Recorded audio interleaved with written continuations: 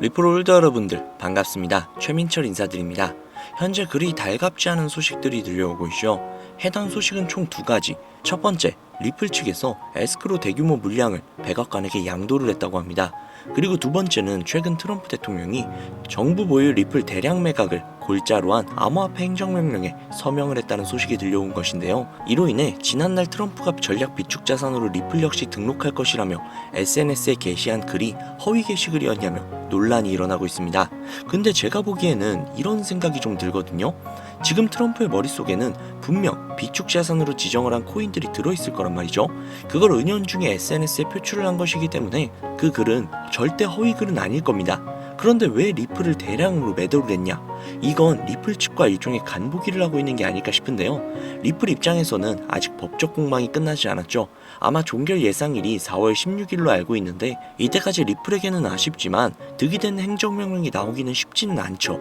그렇게 리플이 가장 원하는 건 바로 비축 자산 등록이 되는 걸 겁니다. 그래서 에스크로 대규모 물량을 백악관에게 양도를 하면서까지 해당 물량을 비축 자산으로 등록해줘 라고 이야기를 하고 있는 거고, 트럼프는 아니 리플을 대규모로 준다고 하니까 그러면 기존에 있던 물량들을 팔고 비트코인을 더 사고 이렇게 받은 물량들은 좀 생각을 해볼게, 이런 식이 되는 거예요.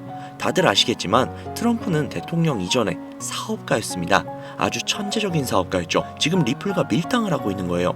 더 좋은 위치, 갑의 위치에 서기 위함이죠. 막말로 트럼프가 리플에 아예 관심이 없다면 에스크로 물량을 받아서 팔지 않고 그냥 돌려줬을 겁니다. 그게 리플과의 접점이 없다는 걸 반증할 수 있으니까요. 그렇기에 크게 걱정하지 않으셔도 된다는 겁니다. 우리가 리플에 열광하는 이유가 무엇일까요? 이제는 XRP라고 불리는 리플, 한국인들 사이에서는 그 어떤 코인들보다도 인기가 상당히 높은데요. 이는 몇 가지 이유가 있습니다. 첫 번째, 한국은 금융 기반과 디지털 화폐 산업의 발전에 많은 관심을 가지고 있는데요.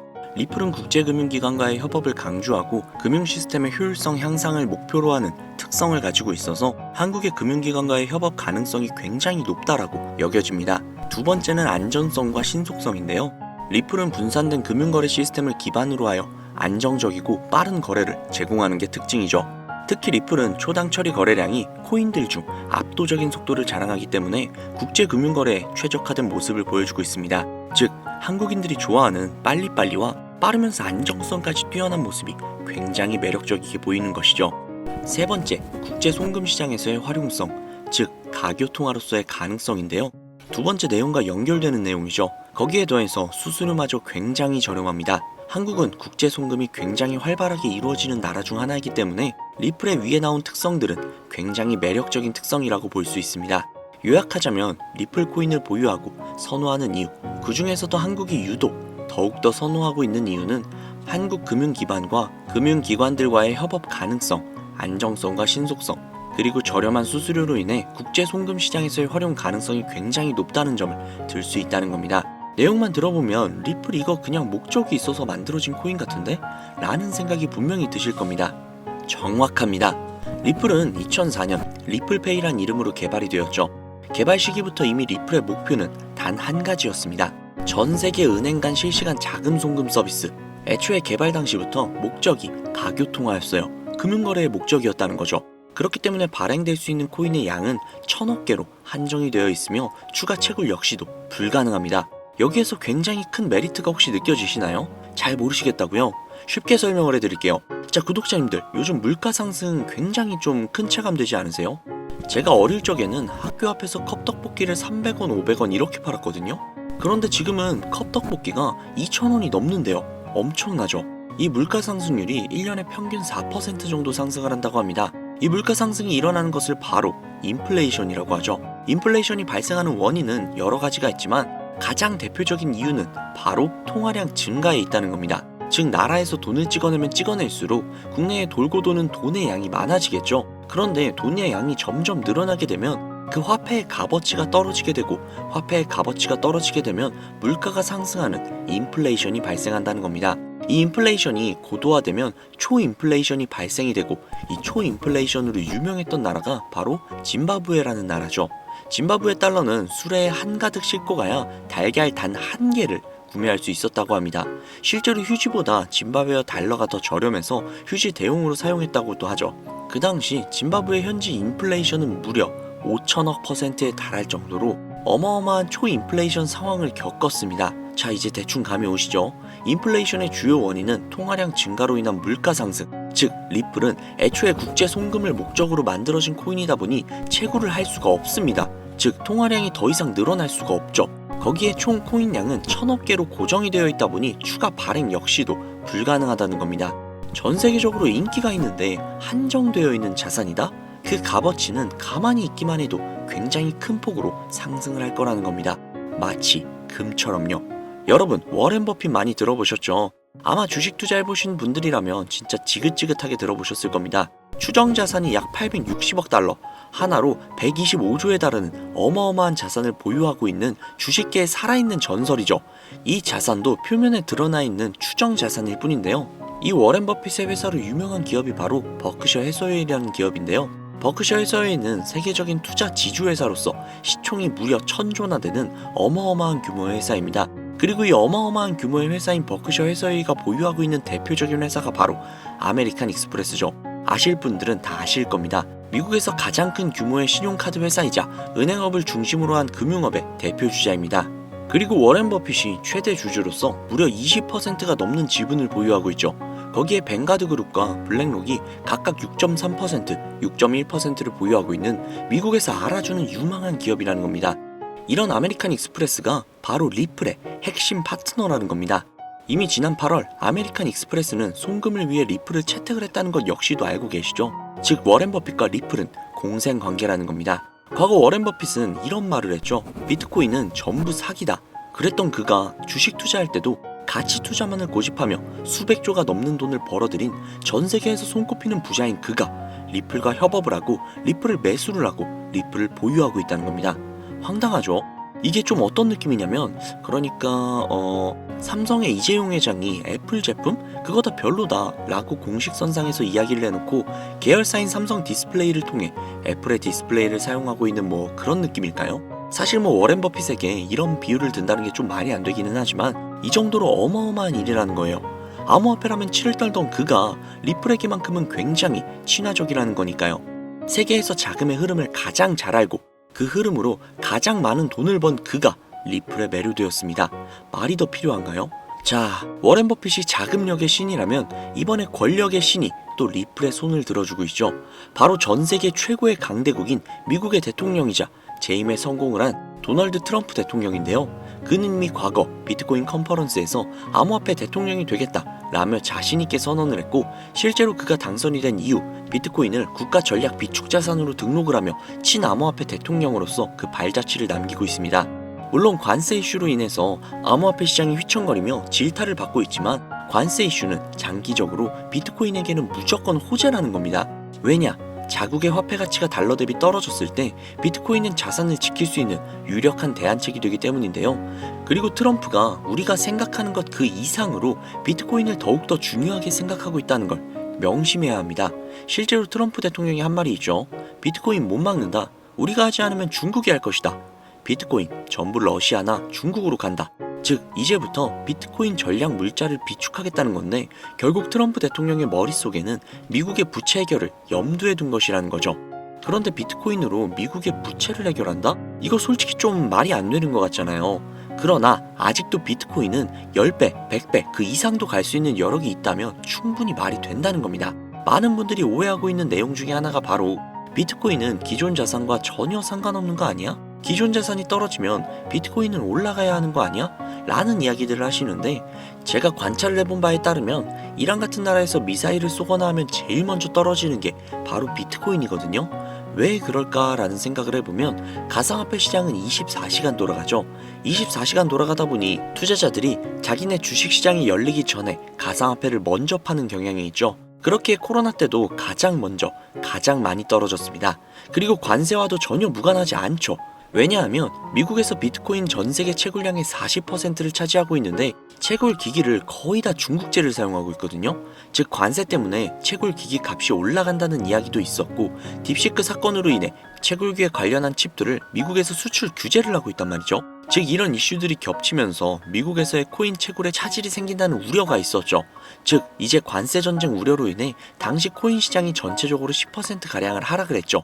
이런 것들을 보면 비트코인과 관세는 전혀 무관하지 않다는 겁니다.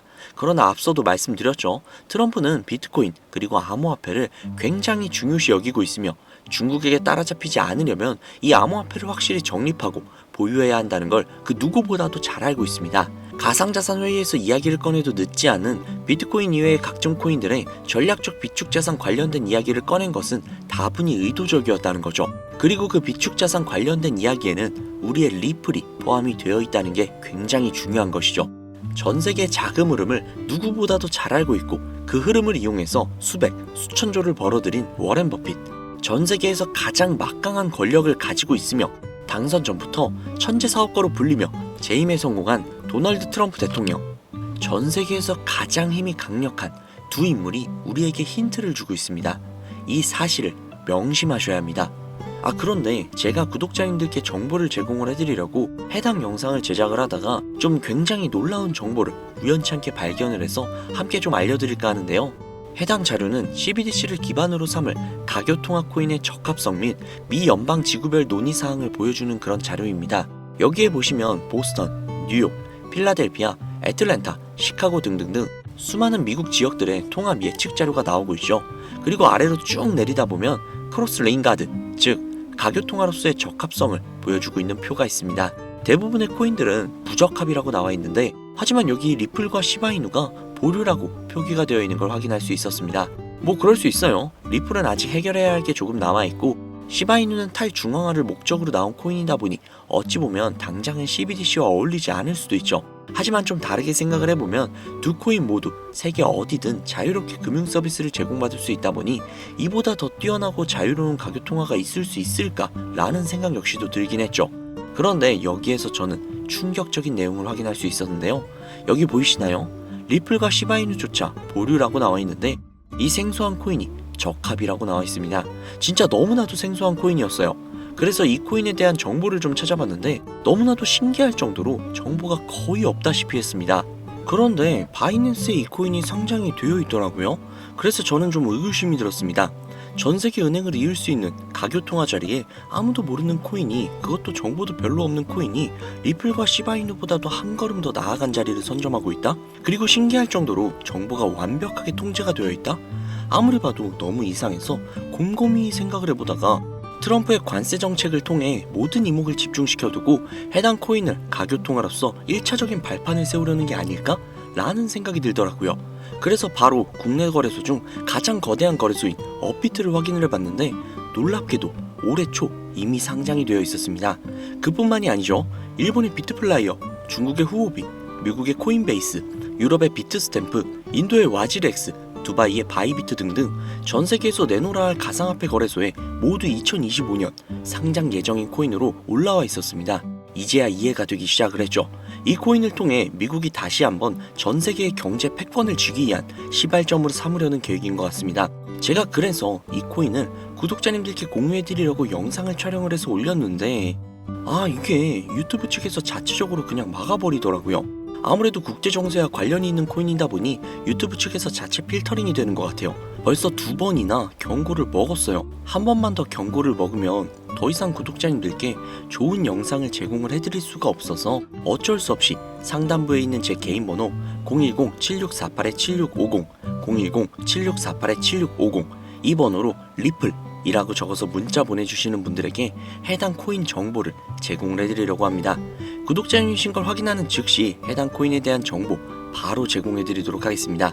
아무래도 구독자님이신지 확인하는 작업에서 시간이 어느 정도 소요가 될 수 있기 때문에 조금이라도 빠르게 정보를 받아보실 분들은요, PC 버전은 아래 더보기란 클릭하신 후 쭉 내리시면 나오는 제 채널 주소가 있거든요. 코인으로 인생 역전, 그리고 최신의 코인 가게 이 두 곳에 들어오셔서 구독하시고 영상 알림 설정 및 좋아요 그리고 댓글 남겨주시면 보다 더 빠르게 정보를 받아가실 수 있으며 보다 많은 영상으로 다양하고 알찬 정보들을 확실하게 받아보실 수 있으니 꼭 채널 구독하시고 알림 설정 부탁드릴게요. 모바일 버전은 시간 옆에 더보기란 누르셔서 아래로 쭉 내리시면 앞서 말씀드린 두 개의 채널 링크가 나오니까요.